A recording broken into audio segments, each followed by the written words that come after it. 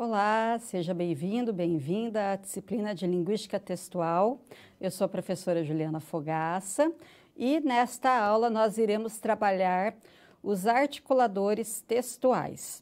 Como já foi dito, o objeto da disciplina, o objeto de investigação, de análise, o foco principal da disciplina de Linguística Textual é trabalhar o texto. Então, compreender inicialmente o que é um texto, saber que um texto não é apenas um amontoado de palavras, de frases, de sequências, mas saber que existem diversos aspectos que perpassam a construção e a recepção textual e que nos fazem dizer que, de fato, um texto pode ser reconhecido como tal. Então, todos os conteúdos abordados ao longo da nossa disciplina nos levam a essa compreensão, a essa noção de fato do que vem a ser um texto, tanto para podermos identificar um texto, quanto para podermos produzi-lo, assim como para podermos compreendê-lo. Então, nós estamos observando durante as nossas teleaulas todo o processamento textual, quais são os elementos que giram em torno desse processamento. Então, nós vimos que não são apenas elementos linguísticos, Os elementos linguísticos, sim, são extremamente importantes e fazem parte, mas é um conjunto de elementos que nos fazem compreender a complexidade de um texto, ok? Na teleaula de hoje, de forma específica, nós vamos trabalhar então os articuladores textuais e, primeiramente, nós vamos entender o que são, então, esses articuladores textuais, Dentro dessa linha, nós temos, então, a coesão referencial, e a coesão referencial, ela é perpassada por alguns elementos, alguns mecanismos, como o elemento de substituição, os mecanismos de repetição, que são importantes nesse processo de construção, o encadeamento por conexão, Então, quando nós falamos em encadeamento textual, em pensar que o texto ele é constituído por sentenças e que essas sentenças que são responsáveis pela progressão textual, nós precisamos saber que existem alguns elementos que nos ajudam nesse processo de progressão, de continuação, e um deles são esses elementos de conexão. Além disso, nós temos também a justaposição, Vamos entender também o que é a progressão temática. Então, quando falamos em articuladores textuais, esses articuladores, eles nos ajudam a fazer com que o texto progrida, E progrida não só pensando numa sequência de frases e de orações, mas progrida tendo em vista o tema que está sendo abordado. Então, esses articuladores, eles ajudam nesse processo de fazer com que o tema ele consiga se ramificar, que o tema ele consiga trazer informações novas. Então, qual é esse processo de progressão temática tão importante para a constituição textual? Vamos dar continuidade? E nós estudaremos também, dentro da coesão referencial, os articuladores discursivos. Em seguida, trabalharemos alguns organizadores textuais, Então, os marcadores discursivos continuadores, Então, por que marcadores discursivos? Porque eles, sobretudo, eles ajudam a marcar o discurso, Então, eles ajudam a dar essa continuidade temática e a marcar a fala dos indivíduos dentro de uma situação discursiva. Vamos continuar. Os articuladores metadiscursivos, os metaformulativos e os metaenunciativos. Então, são diversos elementos que estudaremos nesta teleaula, elementos essenciais nesse processo de construção textual.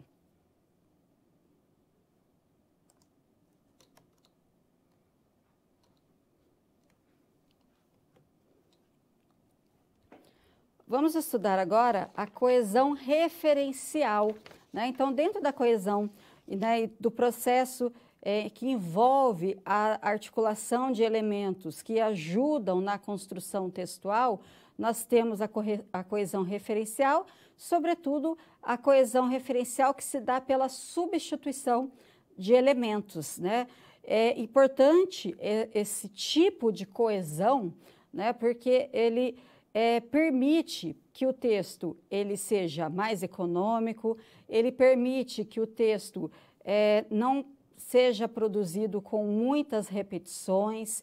Então, ele faz com que a produção textual seja uma produção mais limpa, uma produção que consiga avançar de uma forma mais adequada do ponto de vista sequencial. Então, vamos observar no quadro, né? Então, primeiramente, o que vem a ser a coesão, né? Então, a coesão, dentro dos fatores de textualidade, a coesão é um fator muito importante, aparece muito junto da coerência, né? Os fatores de textualidade são aqueles que nos faz, né, dizer se um texto realmente é um texto, se um texto de fato pode ser considerado como tal. E dentre os elementos, né, que envolvem então esses fatores de textualidade está a coesão.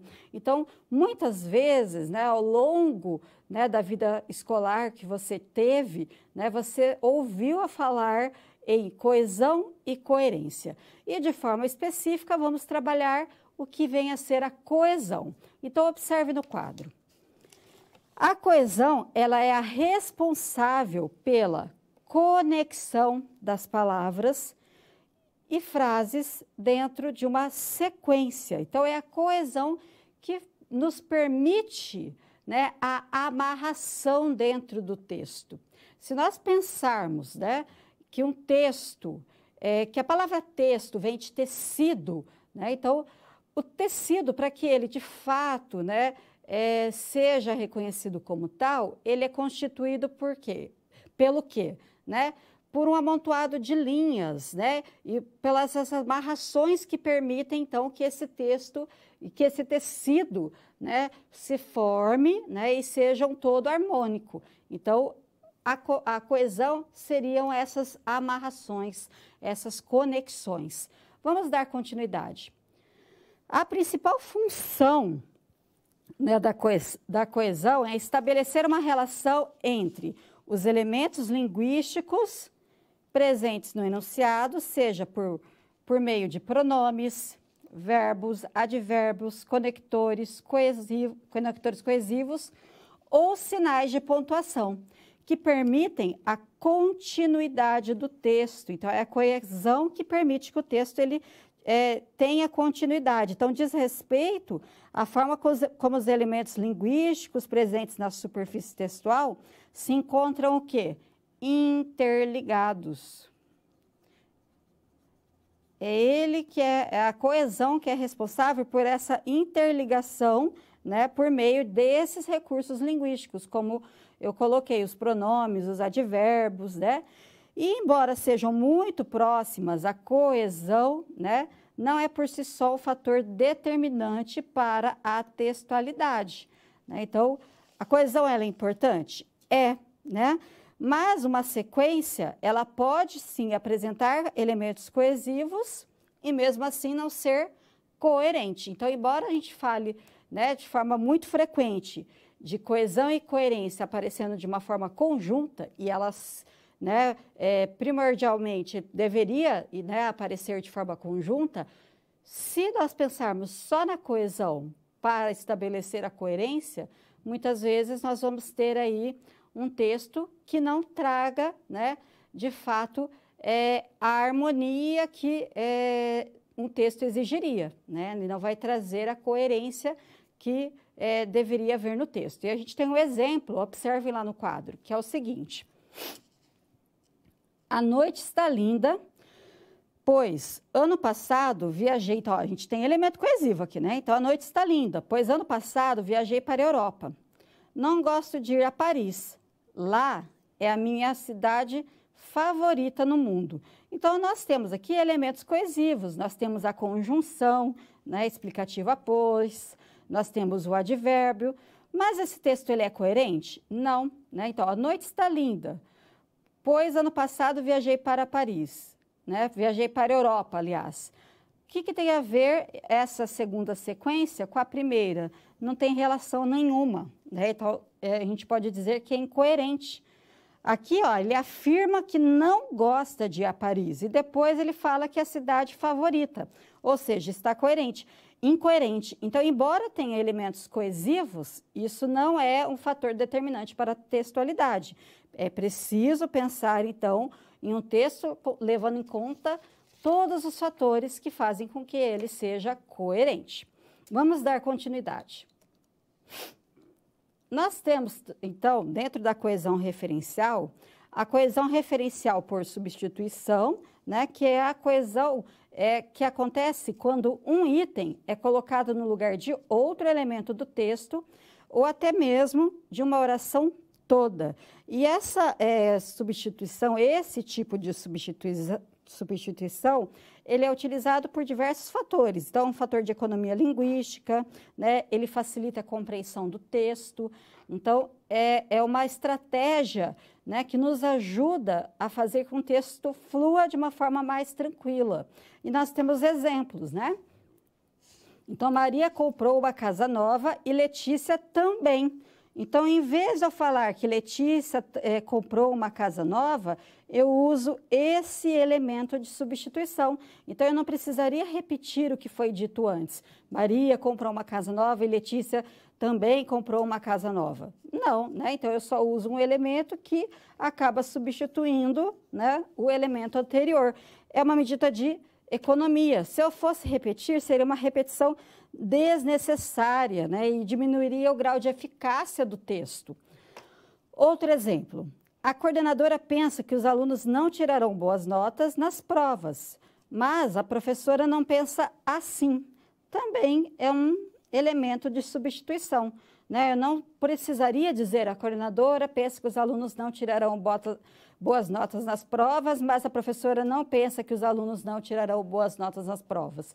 O texto ficaria muito truncado, né? O texto ficaria repetitivo, uma repetição desnecessária. Então, esses elementos, eles ajudam, como eu já comentei, na fluição, né? Faz com que o texto ele discorra, né? Ele seja colocado de uma forma mais ágil, né? Então, são elementos importantes nesse processo de construção, né, textual.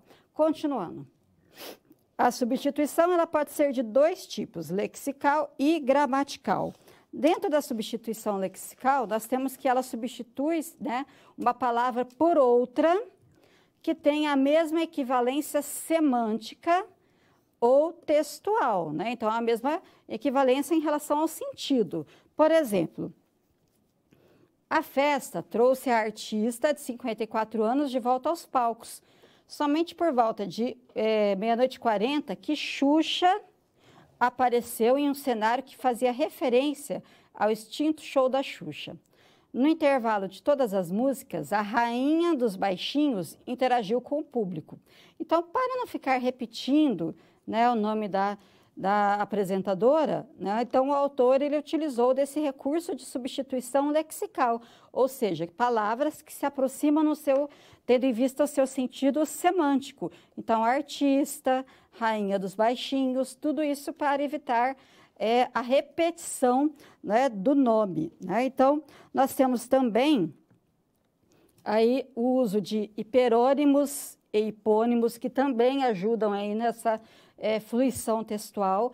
Lembrando que o hiperônimo é aquele termo que tem um sentido mais abrangente. E o hipônimo é o termo que tem um sentido mais específico. Então, exemplos. Animais no sítio, cachorros e cavalos. Animais, ele tem um sentido mais abrangente, né? Animais pode fazer referência a vários animais. Agora, quando eu quero especificar, então eu vou usar termos especificadores, como cachorros e cavalos, né? Não é qualquer animal, é o cachorro e o cavalo. Outro também elemento que pode servir como substituição é o uso de descrições definidas ou indefinidas. Então, Vênus, né, por a estrela da manhã, né? Então, é uma descrição definida. Outro elemento também, outra estratégia é a mudança de categoria sintática da palavra substituída. Então, eu posso dizer assim que eu vou construir um cômodo novo lá na minha casa e a construção levará cerca de uma semana, né? Então, eu estou substituindo uma categoria sintática, um verbo por um substantivo. Outro tipo de substituição é a substituição gramatical, né? Então, é a substituição que se refere àquelas que fazemos por meio de usos de pronomes pessoais, demonstrativos, possessivos, advérbios, numerais, verbos, etc. Temos 2 exemplos. Como a Aninha está muito ocupada, ela me pediu para entregar os documentos para você. Então, o pronome ela aqui, ele vem substituir o quê? Aninha, né? Então, em vez de eu repetir o nome da pessoa, eu uso um pronome no lugar. Outro exemplo, eu gosto de Leonardo e de Lucas da mesma forma. Do primeiro, porque é muito amoroso comigo, e do segundo, porque é bastante inteligente. Nesse caso aqui, para evitar a repetição do nome Leonardo e Lucas, eu faço uso do quê? De numerais, né? Então, esses numerais, o primeiro e o segundo, são exemplos de substituição gramatical. Outro aspecto importante também é o uso de anáfora e catáfora. A anáfora é quando eu retomo um elemento anterior. Então, Ruth está doente. Via no hospital ontem, né? Então, em vez de dizer vi Ruth no hospital ontem, eu faço uso de um elemento aqui, um pronome, que é um elemento anafórico, está fazendo referência a algo que foi dito antes. Já o elemento catafórico é aquele que ainda será mencionado. Então, os nomes de meninas mais bonitos de 2016 são estes. Este aqui, ó, é um elemento catafórico, porque ele vai indicar algo que ainda vai ser citado, né? Pétala, Maria, Flor e Rosa e Jasmim, ok? Então, esses são a coesão, né? Esses são elementos que nos remetem à coesão referencial.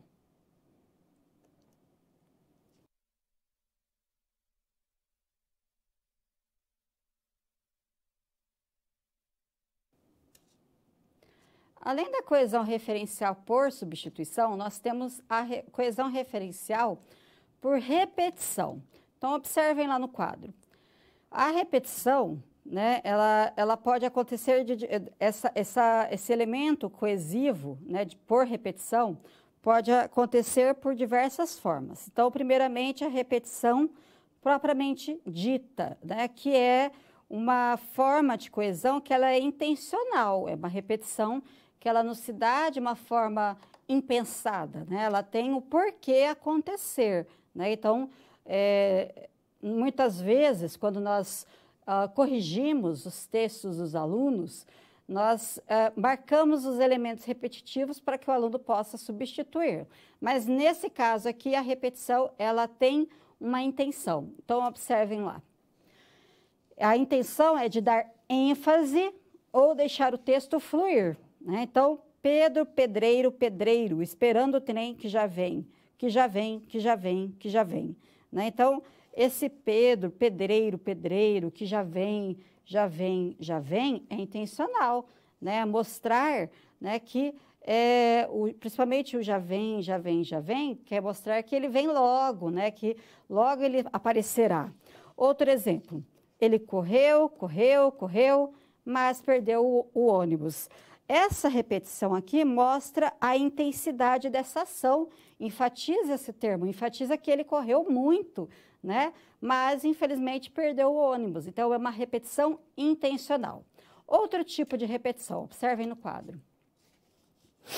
Então, nós temos também o paralelismo, quando nós repetimos estruturas sintáticas ou semânticas, né? E muitas vezes, um aspecto que eu observo que às vezes falta em determinados tipos de texto, em determinados gêneros, é a falta de paralelismo. Por exemplo, então, você que será professor, né, professora e que irá produzir questões de prova. Quando vocês fazem um enunciado e logo em seguida as alternativas, entre as alternativas é preciso haver paralelismo sintático.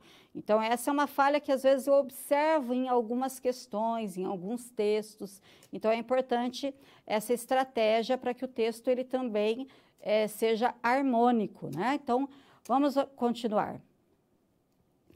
Então, o que é o paralelismo sintático?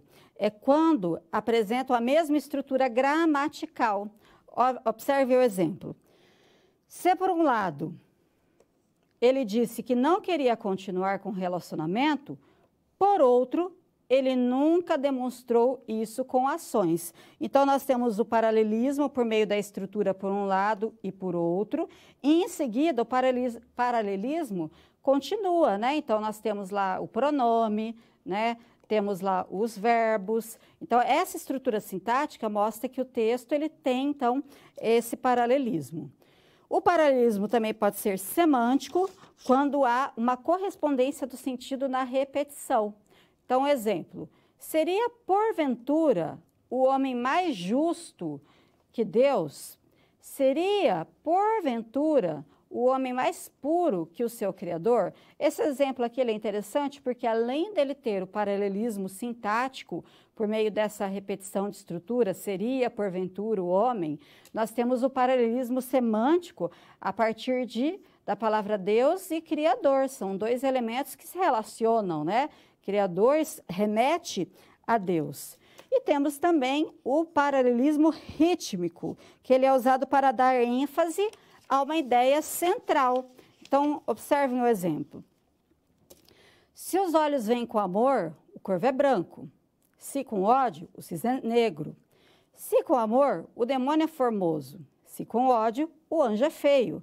Se com amor, o pigmeu é gigante. Então, nós observamos que esse paralelismo ele foi utilizado justamente para que o texto ele tenha, então, essa ritmicidade e que seja reforçada essa ideia central. Outro tipo de repetição também é a paráfrase, né? E a paráfrase é uma habilidade que nós devemos desenvolver, principalmente neste mundo acadêmico, né? Então, o que vem a palavra? A ser a paráfrase, né? Quando repetimos algo que foi dito com a intenção de deixá-lo mais claro para o leitor, né? Então, às vezes, nós estamos fazendo uma leitura, né? Eu preciso produzir um texto, então eu me embaso em várias vozes de autoridade, né? Eu faço algumas leituras para que eu tenha, de fato, fundamento para escrever aquele texto, e às vezes eu quero facilitar um pouco, né, a compreensão daquele texto para o meu leitor. Né? Então, eu vou falar a mesma coisa, só que em outras palavras. E dependendo do texto, se for, por exemplo, um texto acadêmico, essa paráfrase ela pode acontecer, mas embora eu diga com as minhas palavras, eu tenho que pensar que a ideia é do autor. Então, nesse sentido, eu preciso lembrar sempre de citá-lo. Mas vamos continuar. Ela pode, então, reiterar, colocar em evidência, fixar, explicar, expandir ou sintetizar uma ideia. Diferente do paralelismo, a paráfrase deve sempre conservar a ideia original, expressando o mesmo conteúdo de forma diferente. Então, essa é a principal característica da paráfrase, é conservar a ideia original. Exemplo. Thaís está em casa porque as luzes estão acesas. Então, aqui é uma afirmação inicial. Eu posso criar uma paráfrase a partir dessa afirmação? Sim. Então, eu posso dizer, né, a mesma ideia, só que de uma forma diferente. O fato de eu saber que as luzes estão acesas leva-me a concluir que a Thaís está em casa. Eu reescrevi o texto, só que com outras palavras, né? Então, é um mecanismo que ajuda, né, o leitor e principalmente o produtor textual a tornar o texto mais claro, ok?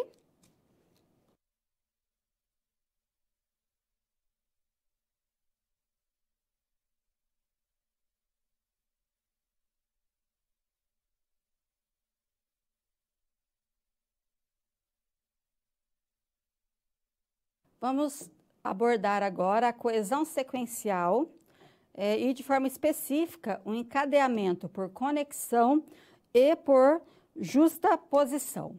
Primeiramente, o que vem a ser a coesão sequencial? Né? São elementos coesivos que são próprios do desenvolvimento textual que ajudam na progressão temática, né? Que ajudam a fazer com que o texto progrida tematicamente.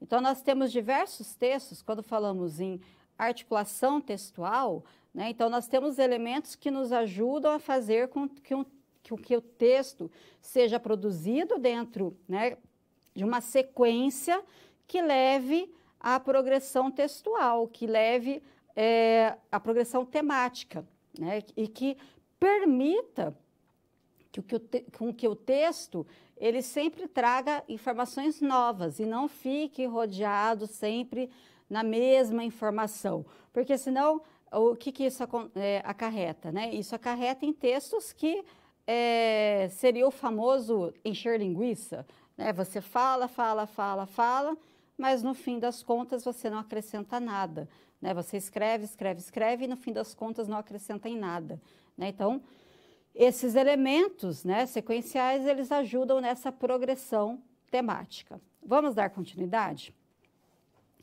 Em geral, eles são estabelecidos por conectivos que ligam as frases e estabelecem um sentido entre elas, contribuindo para o sentido global do texto. E estudar os conectivos é muito importante, né? É tanto importante para você poder produzir um bom texto, quanto é importante para você ensinar aos seus alunos como construir um bom texto, né? Eu observo muitas vezes, sou professora também da educação básica, que um dos maiores problemas em relação à produção textual é a falta de uso de forma adequada dos conectivos, né? Então, às vezes, aluno de 7º, 8º ano escrevem textos enormes, sem paragrafação, né, sem pontuação, justamente porque não sabem, né, e sem uma ordenação coerente das ideias, justamente porque não sabem fazer uso desses conectivos, né? Então, a progressão fica muito prejudicada. Então, por isso que é importantíssimo conhecer bem, né, saber fazer uso desses elementos para, né, tanto usá-los, né, na vida pessoal, na produção de textos, quanto para também poder ensiná-los. Vamos dar continuidade. Então, um texto é coeso quando não nos perdemos por seus enunciados no processo da leitura, isto é, quando entendemos perfeitamente sua mensagem. Então, os conectivos, eles são responsáveis por dar pistas em relação à direção que o texto vai tomando. Então, se eu tenho um conectivo que me dá a ideia de contrariedade, o mas, o porém, o embora, né? Esses elementos, eles dão pistas em relação ao que virá depois, né? Um conectivo que dá a ideia de explicação, de conclusão. Então, eles ajudam nessa articulação, ajudam nessa fruição textual. Vamos continuar?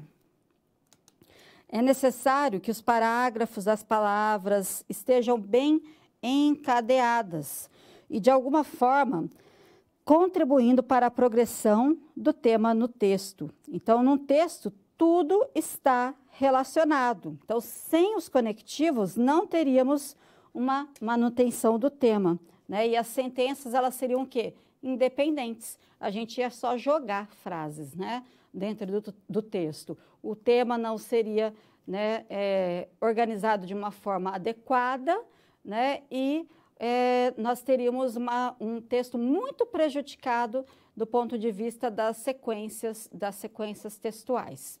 Vamos continuar? Então, entendemos as relações entre os segmentos por causa dos conectores e operadores discursivos. Então, nós temos segmentos que indicam argumentos em direção e conclusões opostas, né? E os conectores a serem usados poderiam e podem ser caso contrário, ou então. Segmentos que justificam ou explicam o que foi dito, né? Então, para eu poder, né, ter essa relação, eu posso usar elementos de conexão como porquê, já que, o pois. Segmentos que indicam para a contraposição de argumentos, e aí os conectivos podem ser o mais, porém ou entretanto, que trazem uma correção ou reforçam o conteúdo. Então, eu falei algo e eu quero trazer uma correção, eu quero reforçar. Então, eu posso dizer, ou melhor, ao contrário, de fato. Segmentos que marcam a sequência temporal. Então, 10 dias depois, um pouco mais cedo. Então, tudo isso, todos esses elementos, eles ajudam nesse encadeamento textual. No livro de vocês, vocês têm mais segmentos, né? Então, é importante vocês estudá-los também. Então, esses conectores, eles são extremamente importantes, por quê? Porque eles ligam as partes do texto e estabelecem uma relação semântica, que pode ser do tipo causa, finalidade, contradição, conclusão. Então, é aquilo que eu comentei há pouco, né? Então, sem eles, a gente não teria a manutenção do texto, né, do tema, e a gente não teria uma progressão de forma adequada. Os conectores são usados para que tenhamos uma determinada função argumentativa no texto. Então, por exemplo, a ideia de conclusão, a ideia de oposição. É importante saber qual conector usar em cada momento na escrita textual, pensando no sentido que queremos estabelecer entre as partes. Então, se eu quero dar um sentido de oposição entre as ideias, qual o conectivo mais adequado? O mas, o porém. Se eu quero dar uma ideia, né, o sentido de relação de causa e consequência, qual o conectivo que eu tenho que usar? O pois, o porquê, o por isso, uma vez que. Então, sempre pensando na direção semântica do meu texto, no sentido que eu quero usar. Então, eu não posso usar um conectivo de forma aleatória, né? Então, essas listas de conectores, como vocês têm no livro de vocês, são importantes, mas tem que saber usá-los, né? Tem que saber usá-los pensando no sentido que vocês querem empregar, ok? E temos também a conexão por justaposição, né? Elas não fazem uso de conectivos, né?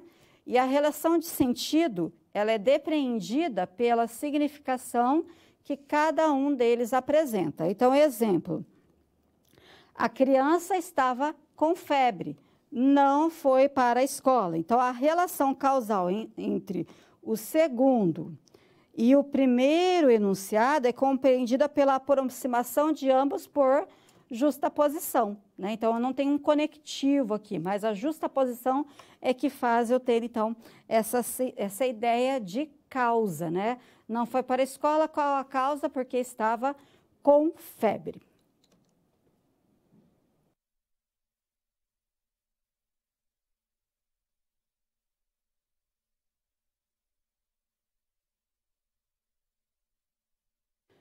Então, tendo em vista, né, o que nós trabalhamos até então, nós temos uma primeira situação, problema, né, para refletirmos sobre ela. Observem no quadro.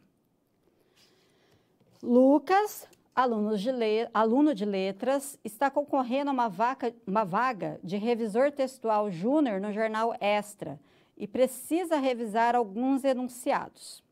Então, os enunciados são os seguintes. Nessa, centenas de alunos reivindicaram seus direitos e exigiam avaliações mais justas. Outro enunciado. Os professores que aguardam uma atitude do governo estadual que nada faz para melhorar o salário e as condições de trabalho dos profissionais. Quais os problemas identificados por você nos enunciados, né? Então, tem problema? Ele precisa, de fato, ser revisado?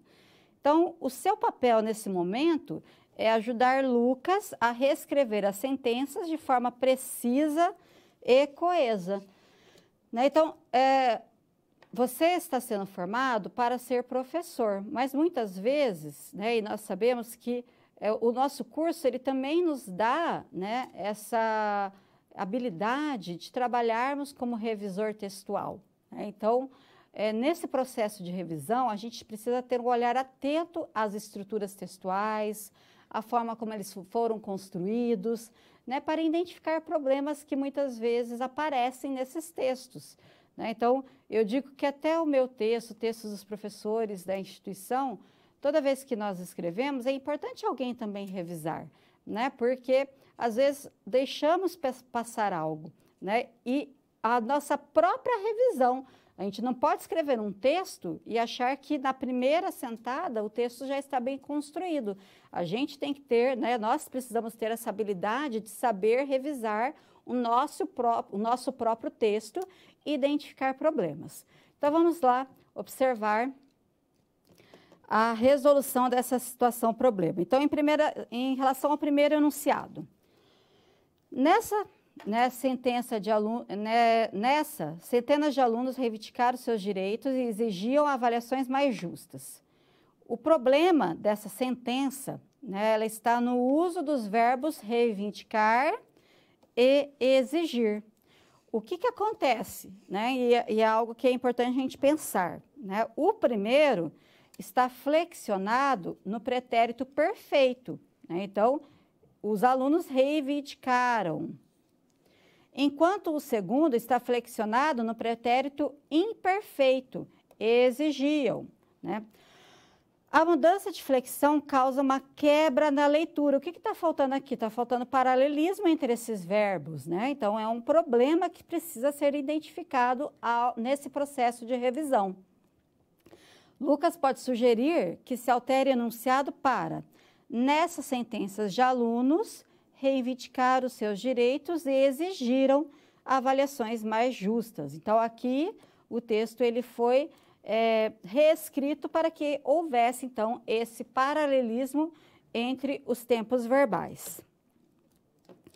O segundo enunciado. Os professores que aguardam uma atitude do governo estadual que nada faz para melhorar o salário e as condições de trabalho dos profissionais.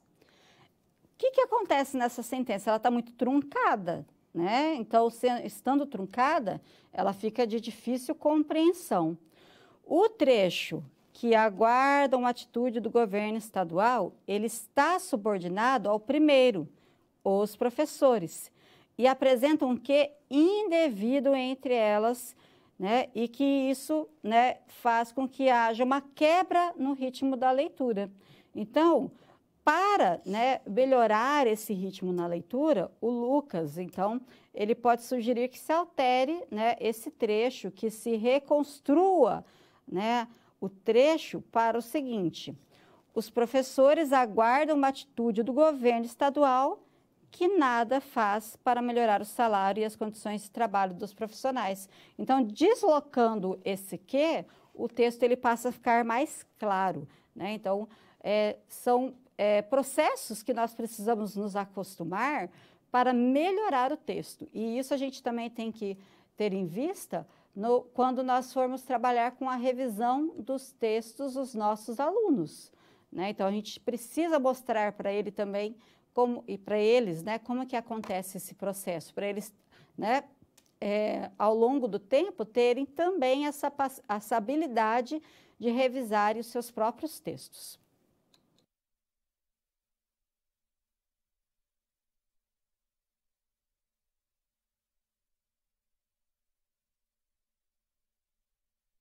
Pessoal, para ajudá-los, né, durante o estudo de vocês, né, em relação aos conteúdos da disciplina, sobretudo aos conteúdos que nós vimos até então, eu trouxe alguns questionamentos para que vocês possam refletir sobre eles. Então, primeiramente, qual a principal importância da coesão para a textualidade, né? Por que a coesão é importante? Então, pensem sobre isso, reflitam sobre os conteúdos estudados, verifiquem, né, qual é a contribuição que a coesão ela dá, né, para esse processo de textualidade, para esse processo de compreensão e produção textual. A outra pergunta, outro questionamento é: o que é coesão referencial e quais tipos existem?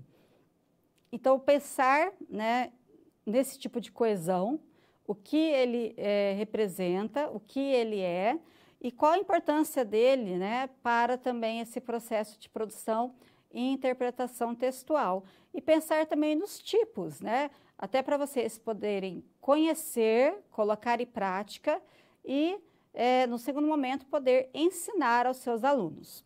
Dando continuidade, a terceira questão é: o que é coesão sequencial, né? Então, também pensar nesse tipo de coesão, pensar na contribuição dele para o processo de produção textual, pensar na forma como ele é empregado, como ele pode ajudar nesse processo de sequenciação, como esses elementos coesivos podem ajudar na progressão temática. Então, é importante refletir sobre essa pergunta e, aliás, sobre as 3 perguntas, ok?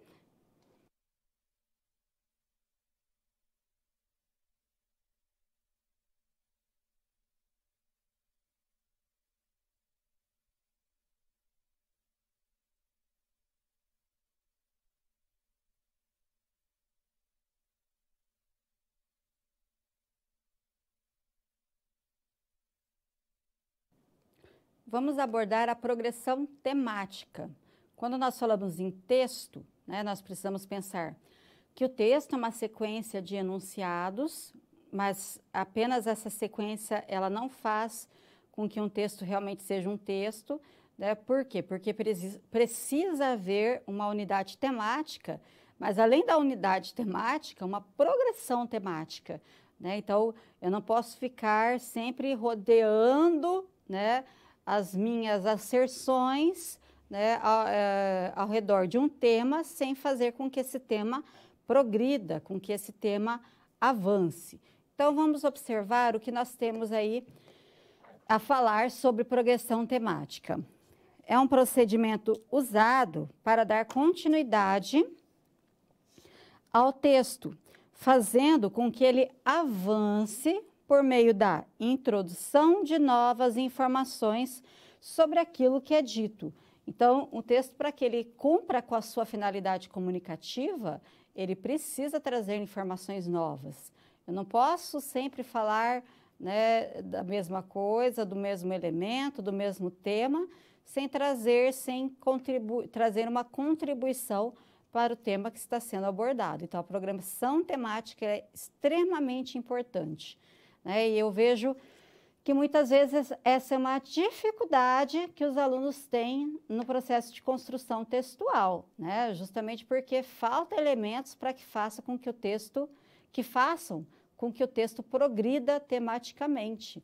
E isso é uma atenção que deve ser dada, né, no ensino de língua portuguesa em relação a essa progressão, né? Então, o professor precisa saber ensinar o aluno a como fazer com que o texto progrida tematicamente. Vamos continuar?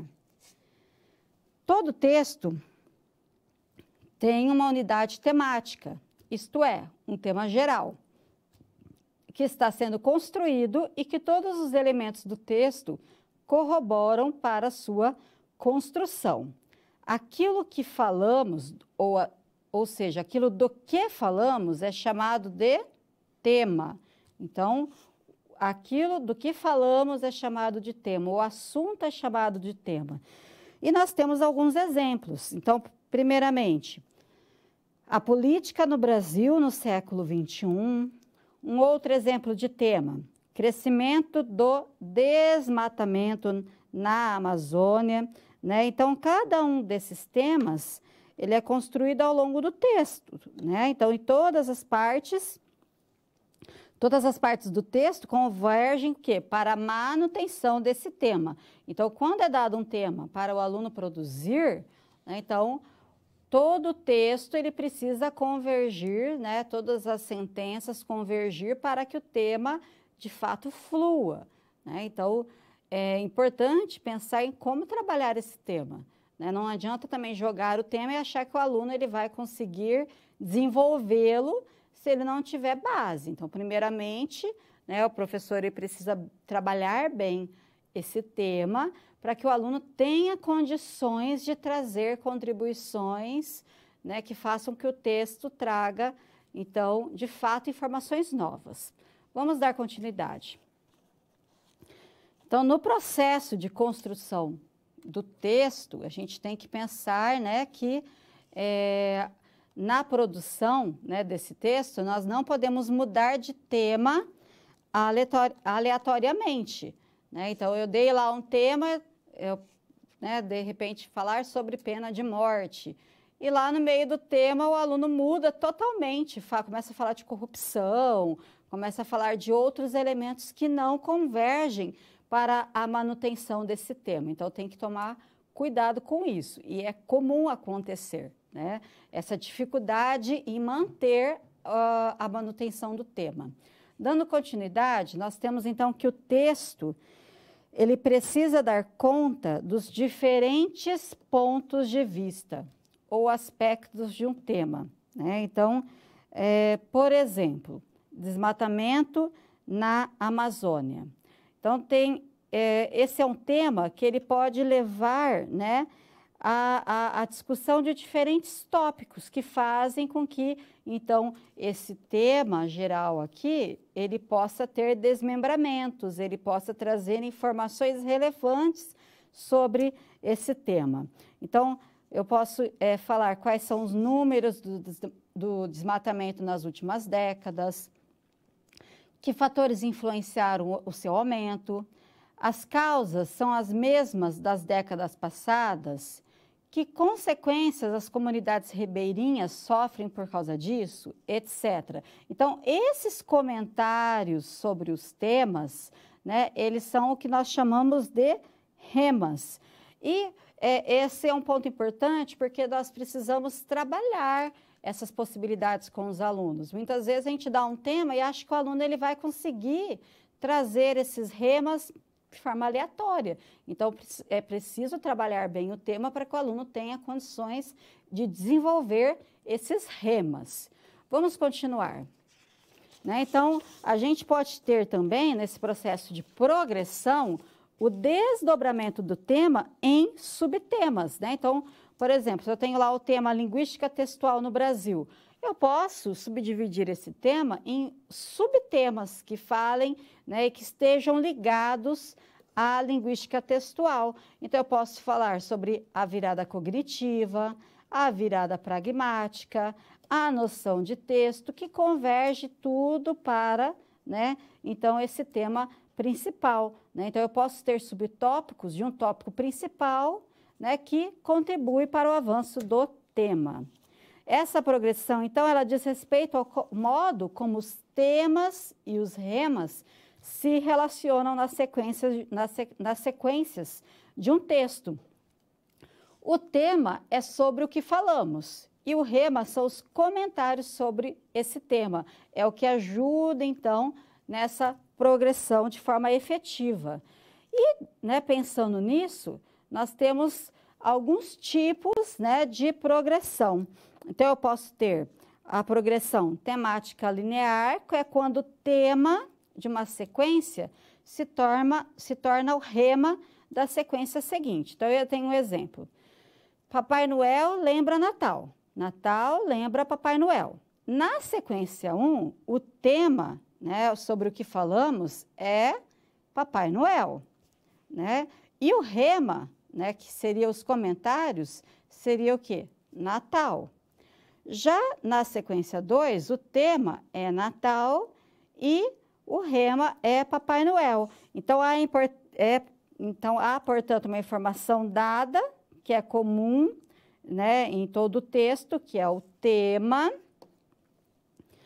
E informações novas, quando a gente faz referência a informações novas, aquilo que nós vamos acrescentar sobre esse tema, então nós fazemos, né, referência ao rema. Né? Esses dois elementos, eles precisam dialogar e a progressão do texto ela vai depender do equilíbrio entre o tema e o rema.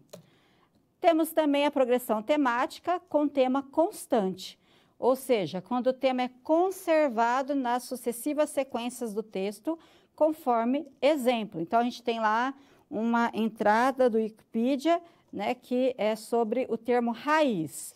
E nós vamos ter, então, uma manutenção, né, constante desse tema.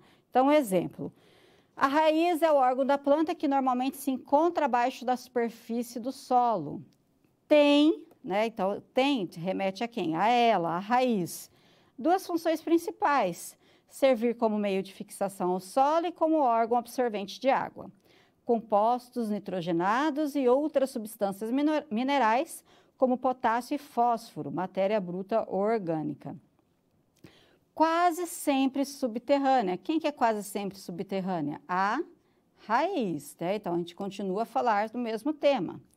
Há, no entanto, plantas dotadas de raízes especiais, como as figueiras, com as suas raízes aéreas, e as plantas epitífas, né?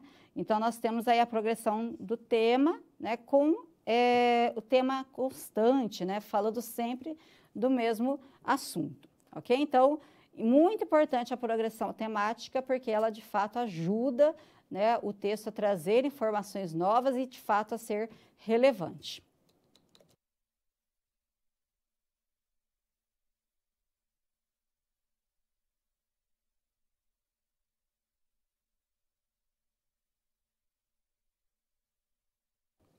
Os articuladores discursivos, né? Então, o que vem a ser os articuladores discursivos?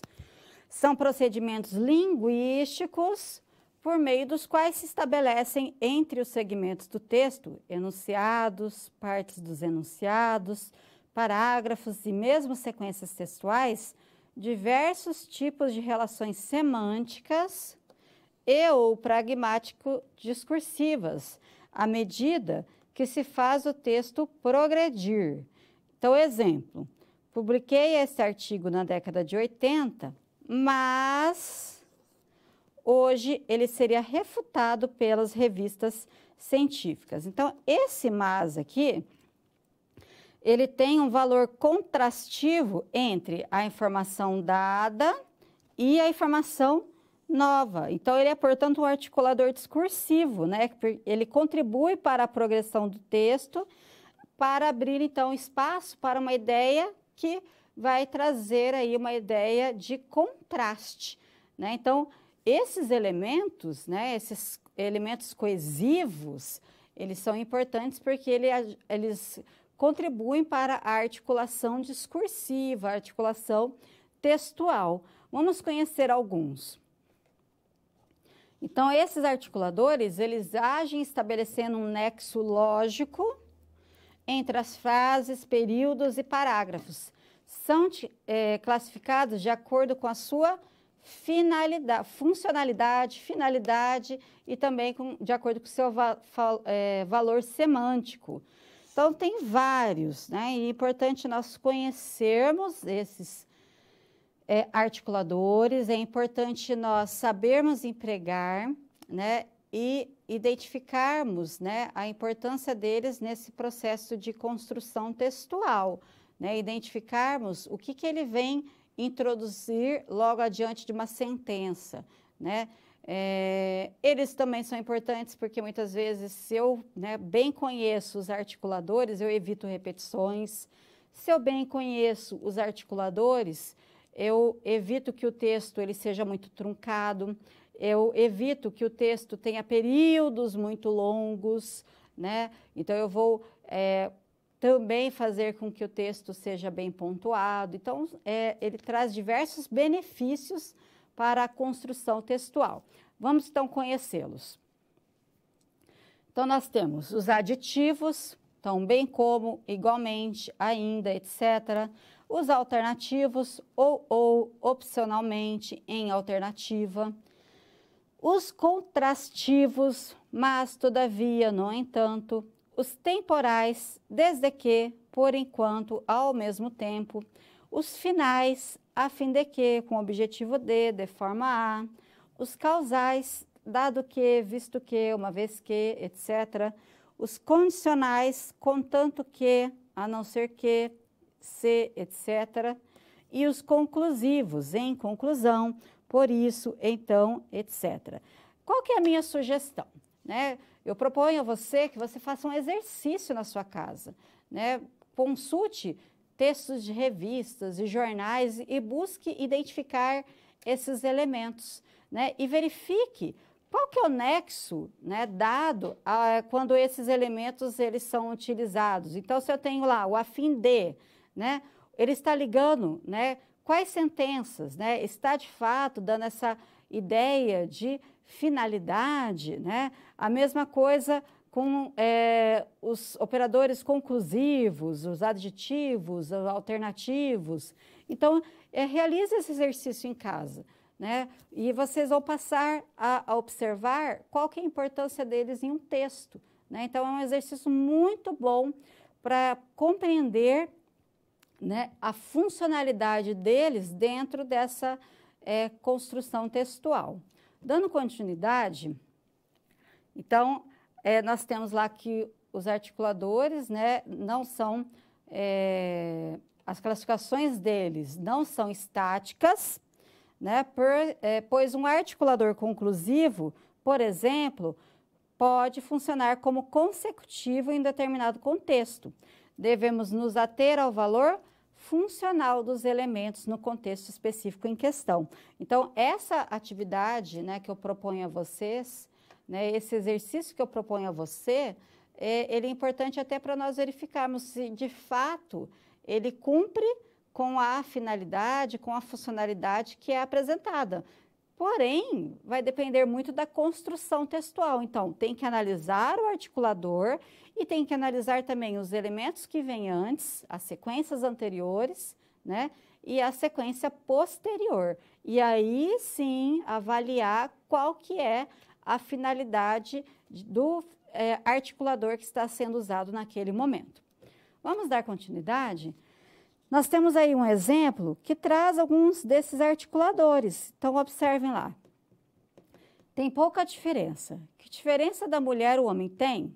Espera aí que eu vou dizer meu bem. É que o homem tem cabelo no peito, tem o queixo cabeludo e a mulher não tem. No paraíso, um dia de manhã, Adão comeu maçã, Eva também comeu. Então, ficou Adão sem nada, Eva sem nada. Se Adão deu mancada, Eva também deu. Então, nós temos elementos aqui no texto que ajudam, né, o texto a progredir melhor, né? Então, espera aí, né, que eu vou dizer. Do paraíso, um dia de manhã, o então. O então é um elemento muito interessante, porque muitas vezes ele introduz um clímax, né? Ele introduz uma ação nova a ser realizada, né? Se deu mancada, um elemento que indica uma condição, né? Então, todos esses elementos, eles ajudam nesse processo de progressão textual, né? Eles ajudam o texto a fluir melhor, ok? E nós temos também a coesão sequencial, né? Então, ela permite não apenas a ligação entre as partes de uma sentença, como nós já vimos, e dessa com outras sentenças e parágrafos, mas a própria progressão textual. Então, dentro dos mecanismos de coesão, só reforçando, então, que a coesão sequencial, ela ajuda, então, nesse processo de progressão.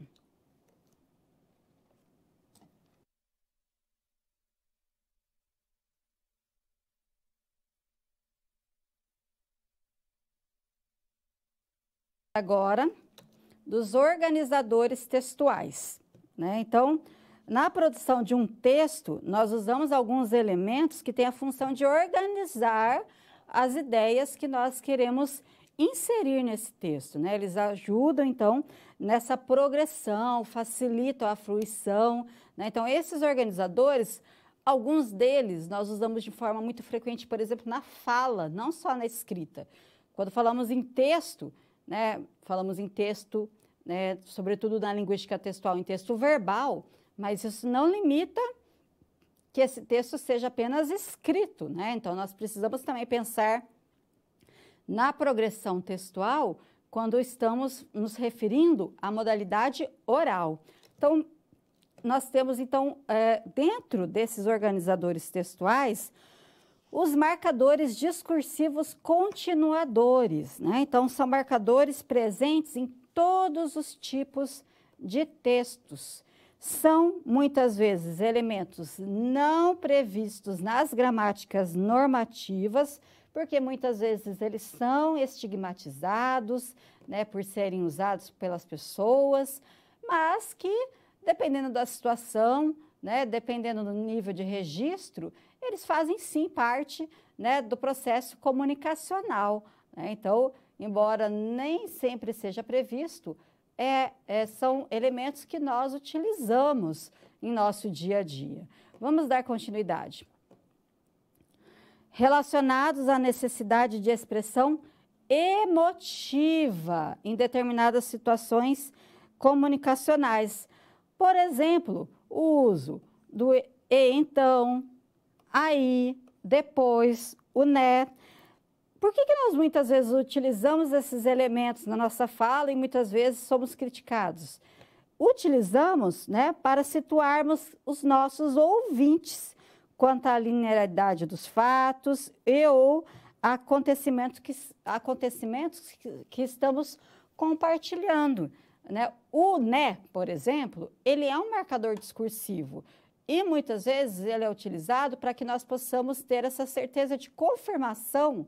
Queremos confirmar aquilo que estamos falando. Então, ele faz parte da oralidade, ele faz parte desse processo de manter, então, o ouvinte ligado naquilo que estamos falando. A gente quer marcar a nossa fala e, por isso, muitas vezes fazemos uso desse elemento. Dando continuidade, nós temos, então, um exemplo. E, então, o semioticista Clovis Heidelberg deixa claro a sua preferência pela sintagmática na formulação da teoria tensiva. Então, esse é um marcador discursivo, e então, que ele opera, então, o amarramento de porções textuais e dá uma fluição, uma feição semelhante à fala. Às vezes, a gente usa na escrita para aproximar o leitor daquilo que eu quero daquilo que eu quero dizer. Então, nem sempre é utilizado só na fala. Às vezes, na escrita, dependendo do autor, né, querendo empregar um estilo mais próximo, né, um estilo mais afetivo ao texto, ele também faz uso na escrita. Vamos continuar? Então, a pausa, o aumento ou a diminuição do tom da voz e a entonação pode ser considerados também marcadores discursivos. Então, quando nós fazemos referência à oralidade, a forma de falar, né, o ritmo, quando eu aumento a minha voz ou quando eu diminuo a minha voz, às vezes eu quero marcar aquele discurso, né? Então, eu falo isso muito para os meus alunos em sala de aula na educação básica, que a gente tem que pensar como nós vamos nos expressar oralmente, né? Aquela pessoa que fala sempre no mesmo ritmo, sem aumentar o tom de voz ou diminuir o tom de voz, talvez ela precise melhorar um pouco esta fluição oral para que possa incluir elementos que marquem a sua fala. Então, são marcadores importantes para chamar a atenção do público.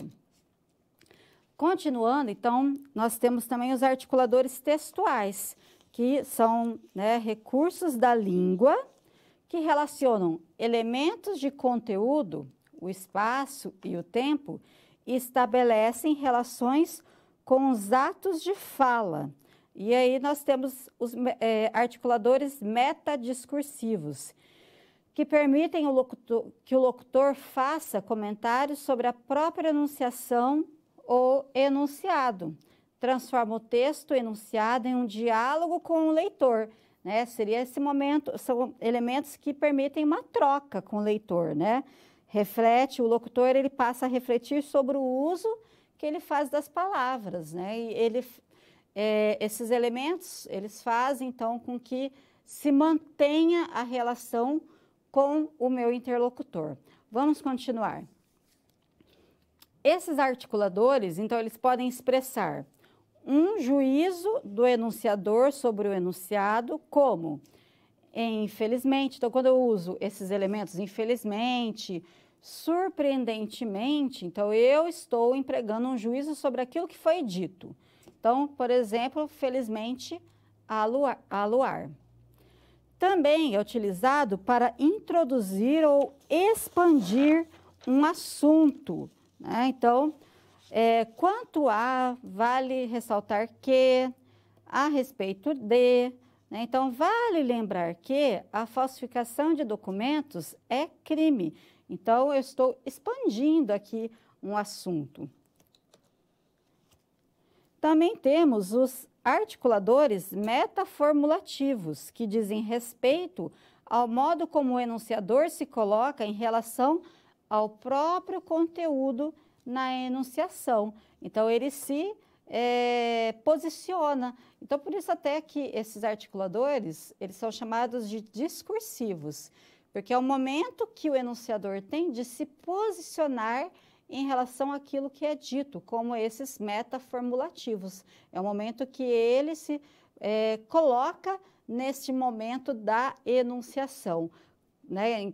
É preciso lembrar que nenhum texto é neutro ideologicamente, e esses elementos são elementos que nós precisamos nos atentar, porque são elementos que muitas vezes entregam, né, o ponto de vista do enunciador. Por mais que ele, né, fale, né, e por mais que as pessoas digam que o texto é neutro, que as pessoas não se posicionam, muitas vezes a gente consegue identificar a forma de pensar, consegue identificar a posição ideológica do autor por meio desses elementos. São pistas, né, importantes para compreendermos, né, para identificarmos, então, a forma de pensar.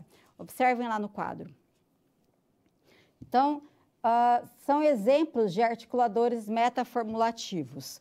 Francamente, honestamente, sinceramente. Exemplo. Não é fácil o mercado em Portugal. Aliás, é muito mais difícil que no Brasil. Mas, sinceramente, vejo que a profissão mudou, porque as pessoas querem ser famosas e não artistas. Então, sinceramente, aqui, ele introduz aí o modo dele de pensar sobre o que foi dito anteriormente, né? Ele introduz o que ele pensa, de fato, sobre o assunto. Esses articuladores podem vir na forma de comentários, retomando o que foi dito. Então, nós podemos ter lá elementos como em síntese, resumidamente, em suma, como exemplo. Em suma, faz-se imprescindível a tomada de medidas atenuantes. Então, vem em forma de um comentário realizado pelo enunciador. Ou eles podem também reformular ou corrigir um tópico ou parte dele. Então, quero dizer, ou melhor, dito de outra forma, etc. Né? Então, são articuladores que trazem, então, o modo de pensar do enunciador. Por fim, nós temos também os articuladores meta-enunciativos, que além de explicar e comentar a própria enunciação, eles podem também delimitar o domínio do enunciado, como politicamente, religiosamente. Então, está delimitando o ponto de vista que está sendo aí colocado, do ponto de vista político, do ponto de vista religioso, seria dizer assim: organizar o enunciado de forma linear. Então, enfim, primeiramente, por um lado, e atenuar a forma de dizer algo. Talvez, digamos assim. Então, exemplo. Conforme vimos no capítulo 1, uma metáfora cria uma categoria de ser linguisticamente falando. Então, aqui é o ponto de vista, né, linguístico. Outro exemplo. Olha, eu quero, em primeiro lugar, saudar a todos aos que estão à mesa. Então, aqui eu estou organizando o enunciado. E outro exemplo, digamos assim, que eu queira namorar com ele, o que você diria? Né? Então, aqui eu estou atenuando a forma de dizer algo. Né? Então, são elementos que ajudam também nesse processo de progressão textual, ajudam a indicar a direção do texto, ajudam a indicar, né, a forma de pensar do enunciador, elementos também extremamente importantes nesse processo de produção de texto.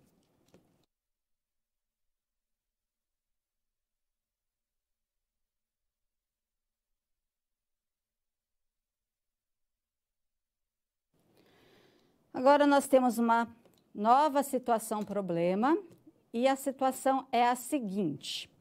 Lucas, aluno de letras, continua o teste para conseguir uma vaga de revisor textual no jornal Extra. O novo desafio é o de analisar um texto escrito por um dos leitores do jornal, em resposta a uma matéria sobre a corrupção no Brasil. Sua tarefa é adaptar o texto falado para a norma culta escrita. Então, às vezes acontece, né? Nós temos em muitos jornais, ainda existem, né, nesses jornais, as cartas de leitores, né? E essas cartas, muitas vezes, elas precisam passar pelo crivo editorial, né? Então, nós temos, então, o revisor, que muitas vezes faz a adaptação dessas cartas, tanto do ponto de vista linguístico, gramatical e também, muitas vezes, para atenuar, né, o teor trazido por elas, né? Então, o revisor textual, ele é importante nesse processo. Então, nós temos lá o exemplo da carta, né, de um texto de um leitor. Então, observem lá o exemplo. O Brasil é um dos países com maior índice de corrupção e ela está em todos os níveis da política, desde os vereadores até o presidente. Mas nós não podemos mudar essa história, né? É só na hora de votar pensar muito bem no que está fazendo e não trocar nosso voto por favores. Então, na hora de votar, pense no que está fazendo, porque o futuro de nossa nação está em nossas mãos. Nós não podemos permitir que o Brasil continue como está e precisamos unir para mudar nossa história. Quando vendemos nosso voto, acaba que a gente entrega o país nas mãos de pessoas corruptas, que não se importam com o povo. Aí fica bem complicado para nós, porque não vamos ter para quem pedir socorro neste momento, entende? Então, eu marquei alguns elementos que são elementos que são muito próprios da oralidade, né? Uma linguagem sicopada, abreviada. Temos aqui, ó, marcadores discursivos como o né? Temos o tá. Então, para um suporte, né, formal como um jornal, esses elementos eles não seriam adequados. Então, por isso a necessidade da reescrita. E aí nós temos, então, a sugestão, né, para a situação, para a resolução dessa situação problema. O texto escrito pelo leitor do jornal apresenta diversas marcas de oralidade. Então, esse é o maior problema que faz com que esse texto ele seja informal e não adequado, pensando na situação, né, e no suporte em que ele será publicado. Então, por exemplo, o tá, o né, o é só, o então, o aí, o entende, que aparece lá no final. Pense no que está fazendo. É só na hora de votar pensar muito bem. Acaba que a gente entrega o país. Fica bem complicado. É só, acaba que, fica bem. Então, essas marcas de oralidade é que precisam ser revistas, né? A partir disso, né, a partir de uma construção melhor do texto, eliminando essas marcas de oralidade, nós passamos a ter um texto mais adequado, né, para a situação, que é uma situação formal. Então, por isso que precisamos entender que a adequação, ela gira em torno de diversos elementos. Lembra dos fatores de textualidade? A situacionalidade é um fator importante, porque ele define também se o meu texto ele pode ser mais formal ou não.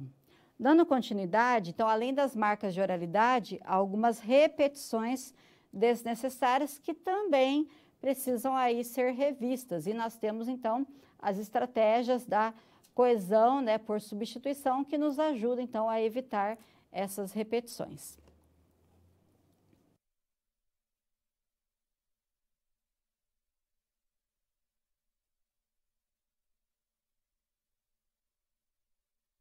eu trouxe para você, né, então, algumas perguntas que irão ajudar também nos estudos, né, sobre os assuntos vistos até então, e para vocês poderem pensar, refletir e responder a esses questionamentos.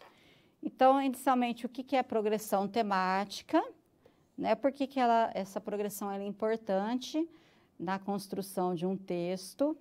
O que é tema e rema, né? Então, como que nós precisamos pensar quando nós trabalhamos um tema, né, em relação aos remas necessários para poder empregar uma progressão temática nesse processo de produção textual? Então, primeiramente, eu preciso entender o que é tema e rema, né? E depois saber como empregá-los, né, para o processo de produção e planejamento textual. Outro questionamento é o que são os articuladores discursivos e também o que são os articuladores textuais. Pensar, primeiramente, o que são, na finalidade, como podemos empregá-los no processo de construção textual. Então, é importante pensar nesses questionamentos, né? Então, voltar ao conteúdo, né, refletir sobre o que foi dito, para ter condições de responder a essas questões.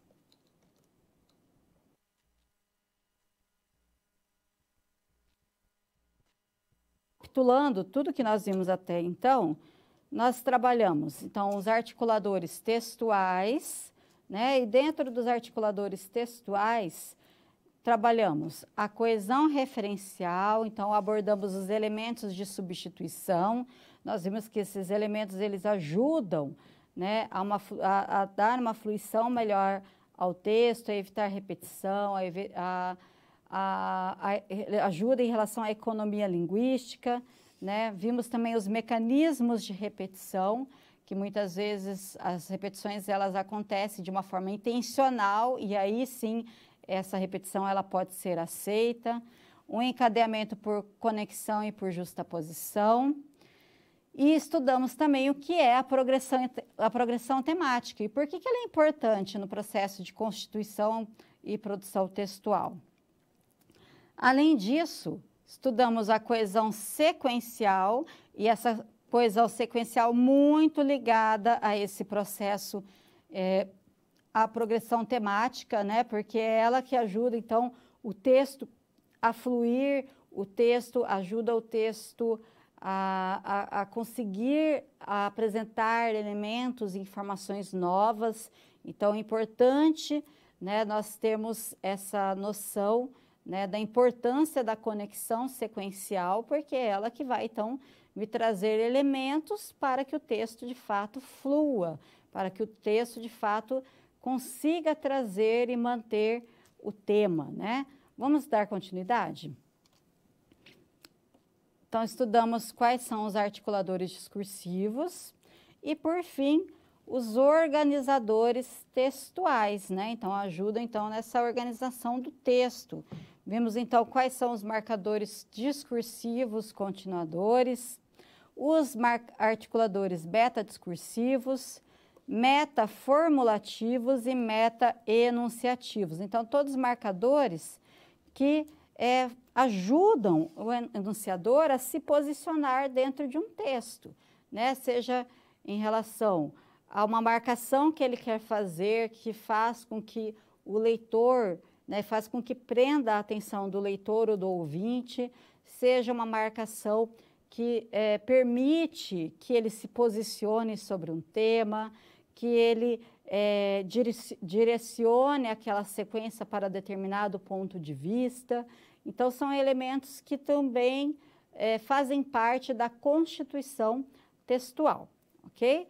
Então, eu espero que esta aula tenha sido bastante produtiva, tenha acrescentado bastante, tenha trazido informações novas sobre o processo de constituição do texto. Importante vocês estudarem em casa, né, retomarem os conteúdos, para que todos eles, de fato, façam sentido, não só para conseguir ter um bom resultado na disciplina, mas faça sentido para a vida, para a sua vida, né? Para a sua vida como produtor de texto, como aluno e, sobretudo, como professor de língua portuguesa. Um abraço a todos.